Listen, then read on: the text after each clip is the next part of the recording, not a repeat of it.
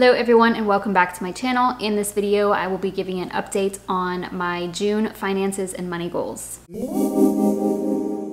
All right, we are several days into July and I was just writing basically an outline for the things I need to update on and just the things that, like the goals I set for June.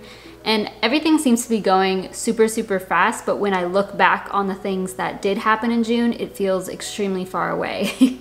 I don't know if anybody else feels that way, but it is really shocking that we're more than halfway through 2021 already. I do have quite a few things to talk about in this video. Most of that will be taking place during my finance update when I'm on my actual spreadsheet, but I first want to go over the goals that I set for June and if I achieve those or not. So as you all know, my goals are typically the same each month. I change them up a little bit. And the first one for the month of June was to put $1,400 toward my student loan savings. If I was able to do that, it would have put me at $5,000 total in savings. Unfortunately, I did not accomplish that. I actually only saved $387.17, and the reason it is that random number is just because I wanted to get to 4,000 even. So I did save a little bit each week. As you all know, in my Transfer Tuesdays, the bulk of it came from people sending me money through Buy Me a Coffee or Buy Me a Debt Payment. So thank you so much to all of those people who helped me to save for my student loans, because you guys were a big part of it in June.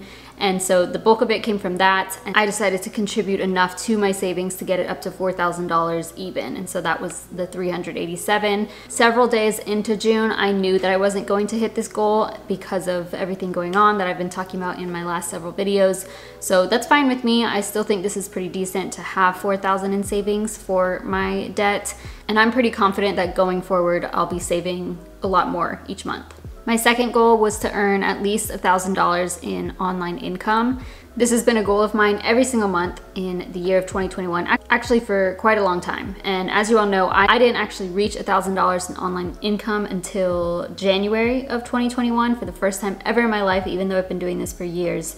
And then in April and May, things kind of started slowing down, so I did not quite reach 1,000 in online income.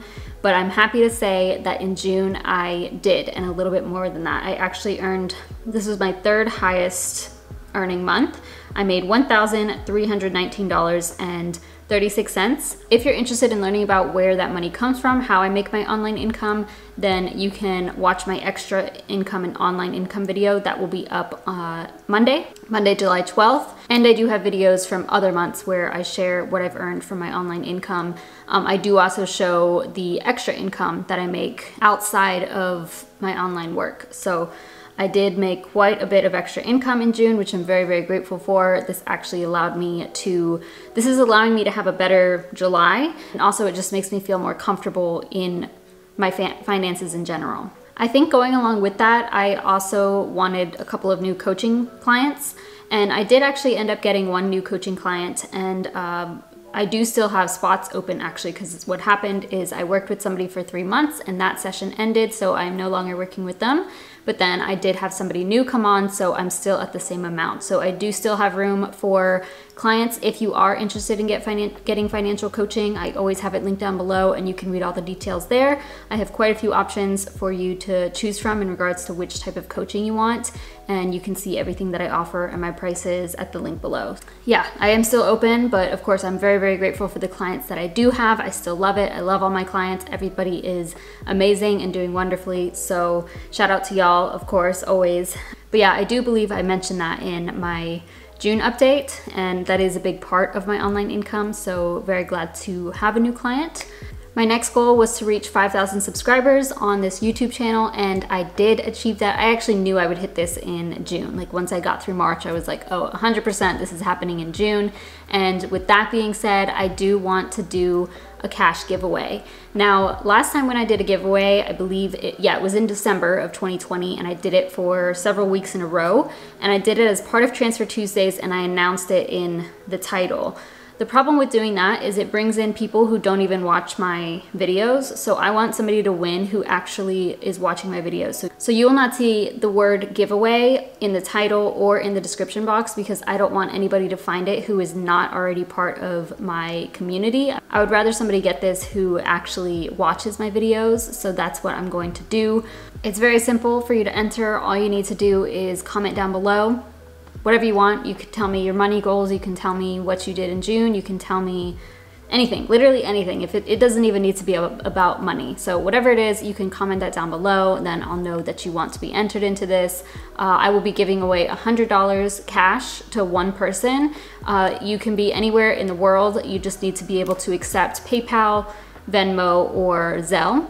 And I will say that if you're in a different country and you do happen to win, then it may be a little bit less because of the conversion. Things kind of get confusing when I try to transfer money from US dollars to some other currency. So it may be a little less, it may be a little more than the $100. It just depends on where you live. So that is just my little disclaimer, but it is open worldwide. Yeah, thank you all so much for your support. I appreciate all of you, and I'm so grateful to get to 5,000, and now I'm beyond that. So I'm just looking forward to things growing. This giveaway is going to last from today, Friday, July 9th, and then it will end in 1 week from now. So it will be Friday, July 16th. So I will just randomly pick a winner. Okay, but now let's go ahead and get into my finance update for June. Just fair warning that I spent a lot of money in June. A lot of it was, I mean, you'll see, but there was quite a bit that was in personal spending. This is part of the reason why I chose to do a no spend 6 months, and you'll see exactly why. So let's go ahead and get into it. Okay, so I'll be going down to the bottom of the screen now, and we are on my spreadsheet for June. And we're gonna start with my income per usual. So I actually, at the beginning of the month, I did not know my work income because I did get a raise in June, just like I do every year. The way my job works is like I can't ask for a promotion, I can't negotiate my pay raise, it just is what it is. It's based off of a federal pay scale, so I just have to get paid what is coming to me next. However, they also don't start it until whatever day in the month, so this amount was prorated, so I wasn't sure what it was. But it ended up being $5,021.71. Next month I will earn more of that. I think I already talked about it. Yeah, in my July budget, you can see it's like 5,100 something. So that's what I received in June for my full-time job.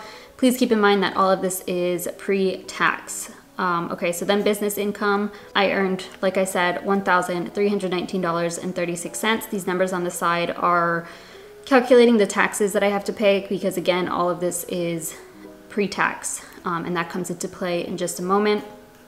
And then other income, I earned $315.01. So again, it will be in that video where I talk about my online and extra income. You can see up here the breakdown of it. But if you want where I actually got these numbers from, then watch that video. So you can see here my total income was over $6,600. And again, this is pre-tax, but then I did pull from my sinking funds. And I have a little note here that says what I pulled from, and I will go over that in just a minute when it's more relevant. So I did pull quite a bit, $4,068, and in total, that put $10,724.08 into my bank account for me to spend and use in the month of June. So I will come back to that, but let's go ahead and go through my expenses and what I actually spent. So for taxes, this is just my savings so that I can pay quarterly estimated taxes. I did pay my taxes in June, and what ended up happening is I accidentally paid my Georgia state taxes twice, which was like $736 or something like that.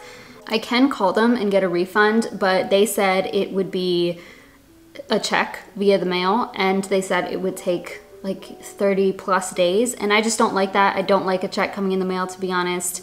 And if I can avoid it, then I prefer to. So I know that $736 of mine is kind of being wasted because it's with, you know, the government right now, and I would rather have it for myself, but I just decided to let it stay with them, and I will just make a lower payment the next time I pay my quarterly estimated taxes, which is September.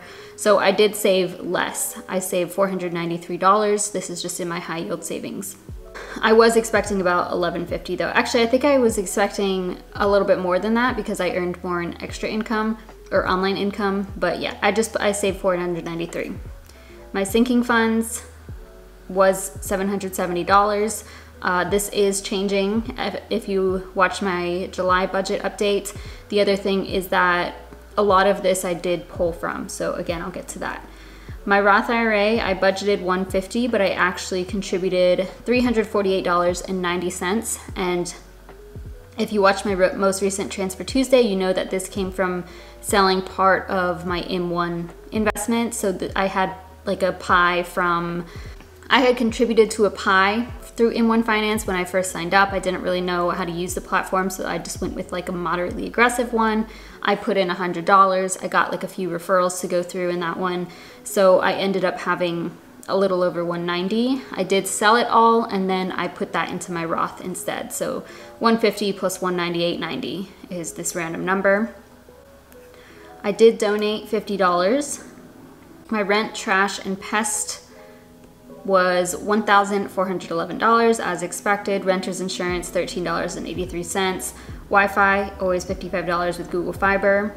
Electricity, I always budget $74 for the most part. It was over, $74.93. I'm not exactly sure why it was over. I guess because using more air conditioning or something, but usually, I mean, that's not that bad. It's whatever, it's $4.93 higher than I expected. Water and sewage, I always know the month before, so that was $39.49. For groceries, I budgeted $300, but I did go over $385.47 total, so I was $85.45 over. And I did put a note here that 102 of this was protein supplements. So like, I know that it's still me going over budget, but because it was like, that's a lot of money in protein. Like, I spend quite a bit on that. And this will only last me, I don't know, a month and a half or so. It's quite expensive. So I did want to mention that because technically, you know, if it was just on groceries, I would have been under budget. But I feel like I'm always making excuses for the grocery area, but it's just, you know, I like quality food. I like food. So 300 just isn't enough, you know? Food out, $25.15. Nice and under budget. Went out one time with my boyfriend and I paid. So that was for the both of us, so not too bad. Gas for my car, this was unexpected. So I went twice in June. I actually had, I drove a lot more than I expected to. There were a couple of things that popped up that I had to drive for, and they were pretty far drives. So $53.57 for gas, which is the most I've paid in months. So it's fine with me. I typically budget $35, and I obviously was over by $18.57. This is why I increased it for July, and I probably will going forward, because I have been going back to work a lot more. But I don't think this is normal. This is just June happened to be where I drove a lot more. All right, student loan savings, like I said, my goal was $1,400, but I only put $387.17. I'm grateful that I was able to put anything at all, so that's fine with me. This isn't a good number here. Like, we would rather this be a red so that I'm over budget on savings, but next month will be stronger. Insurance refers to life insurance, $90. Health and beauty, this is high. I budgeted $1,000, which I thought would be enough, but it was not. You can see across the top here, all the things I paid for. Some of this was things that I bought at the grocery store, like at a store and paid for. I can't even remember everything. I know some of it was Amazon purchases. The most expensive thing was this $1,200 charge, and this was from visiting a holistic doctor and paying for testing. So yeah, I did not expect. I was expecting a little over $400 for that, but then I ended up purchasing like a testing kit that I needed to provide, or that I chose to provide, and that was $650, not covered by insurance at all. So yeah, over budget by $358.49. My phone bill, $25. It's storming outside right now, so I apologize if you hear thunder at all, but yeah, we're just gonna keep going. So my phone, this is still including a rebate that my family has, so it's still lower. I think July will be the final month of that. For my dogs, I budgeted $100 because that's what I give my sister. She has our 3 dogs. One of my dogs did end up having surgery early in June, and I'm happy to report that she is great now. It is non-cancerous. I don't know if I've even said that. They did a biopsy on the growth that she had, and it is it was just benign. So non-cancerous, she's already feeling a lot better, already looking a lot better, and she should be good for now. So we are very, very grateful for that, and it was obviously worth the surgery. So the surgery was like $2,400 or so, ended up splitting that with somebody. So I paid $1,230.87, which is the addition to that. Well worth it in my opinion. Now this is where I'll come back to the sinking funds, but I did pull from my emergency fund for both this and my health stuff. And yeah, I'll come back to that in just a second. So then for business, $12, which is great. I always love a low month in business expenses. Personal, oof. Yeah, so for personal, I budgeted $100 and ended up spending $648. So again, this is why I decided to do a low spend or no spend 6 months. And you see here, I put a note for every single thing that I purchased. I can run through these real quick. I bought 4 pairs of leggings. Basically obviously none of this is necessary, but do I regret any of it? No. Okay, so I got 4 pairs of leggings from Petula, my favorite legging company, hiking boots, and hiking socks because I did go on a trip, and these were well worth it. I'm very grateful I bought these. I went to like the Grand Canyon, Zion National Park. You know, I needed something more than like running shoes because that's what I typically would use. I purchased a fanny pack also for my trip. I got bug spray for my walks here, sunscreen for my trip. I purchased a dress for a wedding I had to go to. It was like 16 bucks. I got some hair clips just to hold up my hair. I purchased a planner. I bought Ryan Caraveo tickets I got 4 total tickets. So I just decided I'll be going with my boyfriend, my sister, and my mom. And yeah, I bought everybody's tickets, which is fine with me. Bought some hand soap, body wash. Those weren't that expensive. I did purchase some sandals that I've wanted for 2 years, 3 years actually, because I bought them that long ago and they finally went on sale, and they were like 12 bucks each. Not that that's like an excuse, I'm just saying they're not like hundreds of dollars. I just never bought them. Then I purchased 2 Yellow Claw tickets because I will be going next month. Everything is well worth it in my opinion, and I don't regret any of it. I did go over budget obviously by $548, but I'm good now. Like, you know, for the next 6 months, I'm not really gonna be purchasing anything. If a concert, I don't think I'll be going to a 3rd concert, but you know, I'm okay with spending money on experiences. So me purchasing tickets is worth it in my opinion, and like something I am okay with always. There were a lot of people commenting that they overspent in June, and like, I can relate, as you see. So next was a gift. So me and my boyfriend, we went to a wedding that he was in, and he paid some, I paid $50, plus like the fee that was charged, $53.75. And then the next few things, let's run through those. So I did take a certification exam for the program that I'm just trying to get certified in something. I'll talk about it eventually. That was $160. It was actually $200, but I had a $40 coupon, so $160. Passport. I finally took my passport photos and mailed them off. Now I spent technically $134.14. $110 of that is the actual fee for renewing my passport, but it hasn't actually been pulled from my account yet. But I did just go ahead and add it here because yeah, I just don't want to have to like worry about it later. I don't know, I probably shouldn't have done that. I probably should save that for July or August or whenever they happen to. It's gonna take a long time. From my understanding, it takes like up to 3 months to get that back. My passport has been expired since 2019, so it was something I needed to do. I am not planning on traveling out of the country anytime soon, but it's something I kept putting off, and I don't want to do that. Also, if you don't renew it quick enough, I mean, I think you have like several years to do it, but if you don't renew it quick enough, you can't do it by mail. You have to do something like fancy. So went ahead and got that out the way, thank goodness. The final thing was travel.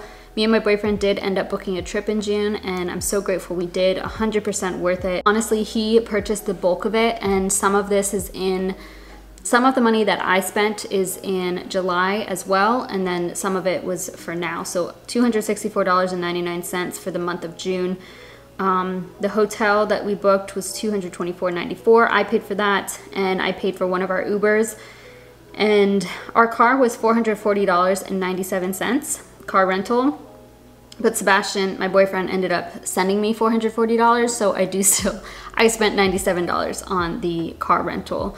But he paid for the flights. He actually had account credit, and we had like an Airbnb. He paid all the gas. He paid a large chunk of it. He doesn't have any debt, so I greatly appreciate him for taking part of that responsibility, you know?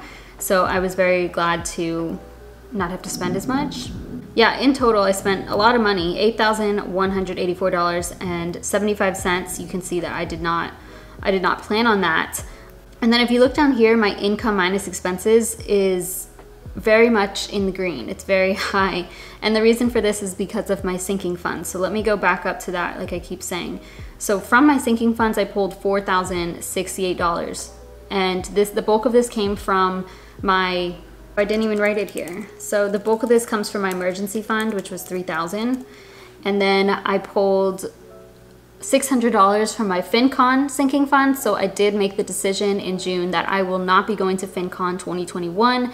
This is something I've been saving for since October or November of last year, and I was definitely set on going, but I decided I will not be going just because I think my money is better spent on my health and on my dog. So I did want to go, but maybe I can go next year. I pulled $315 from travel. Initially, I thought I would be spending that much, but because some of it was charged in July, I actually pulled out too much. So that rolls over to July. So I pulled out $315, but really, like I said, really only needed the $264.99. The next highest one was medical and dental. I pulled $100 from that. I just pulled out whatever was left in it to cover my medical bills.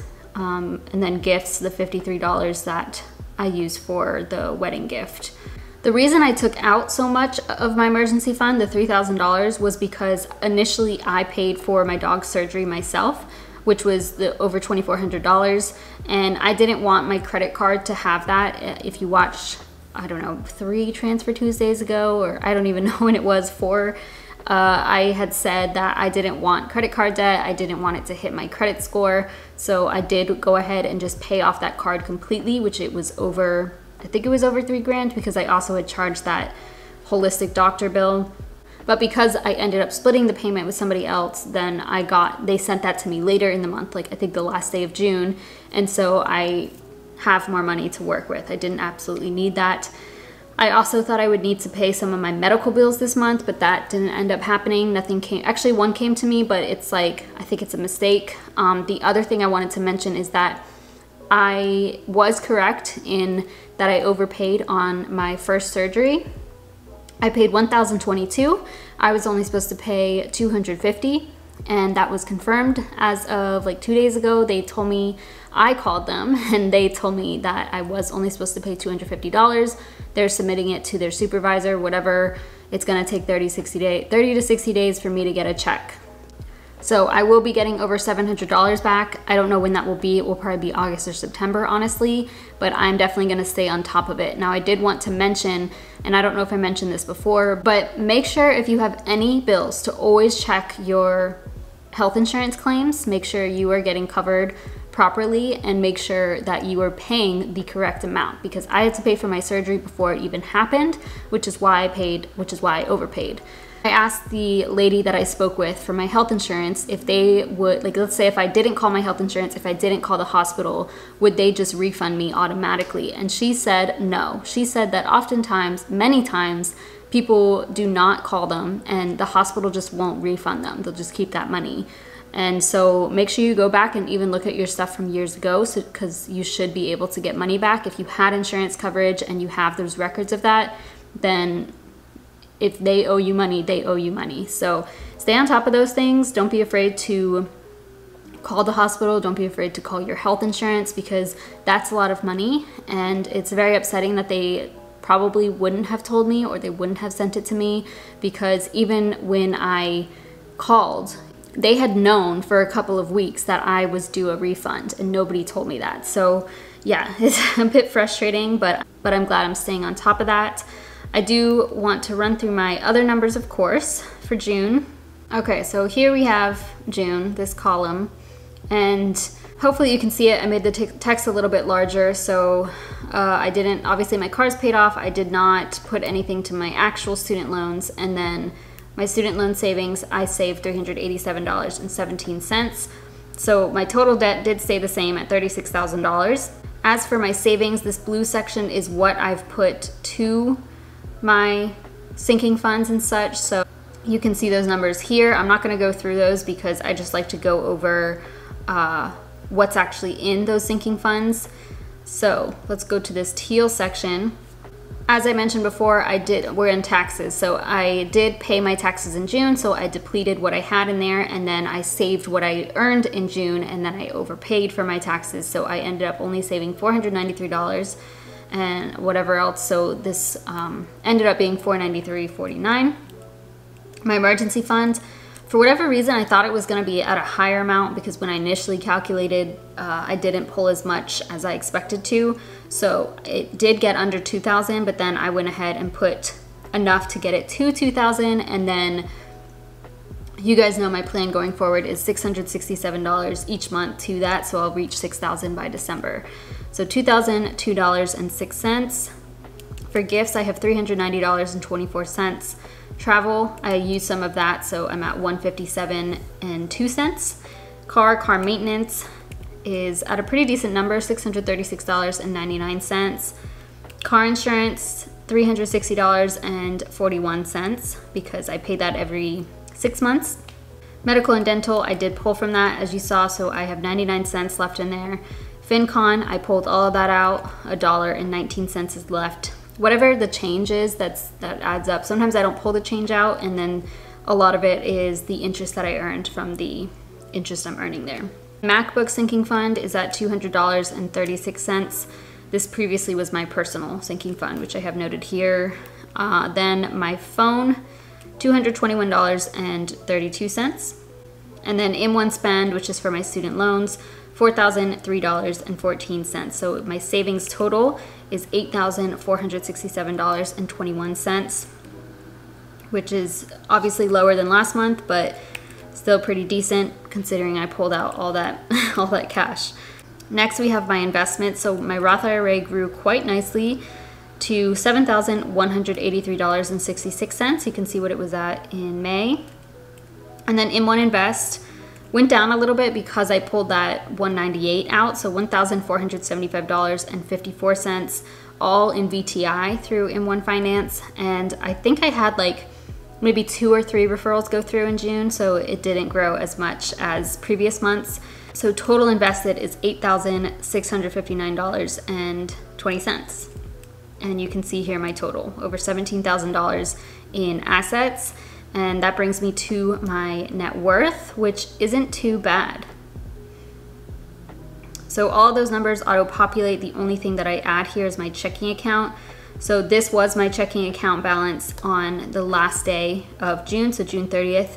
You can see that this is a lot higher than everything else because, like I mentioned, I pulled a lot more from my sinking funds than I actually needed. So this money, a lot of it is still just left over. Even now, the day that I'm filming this, I can use that money for July.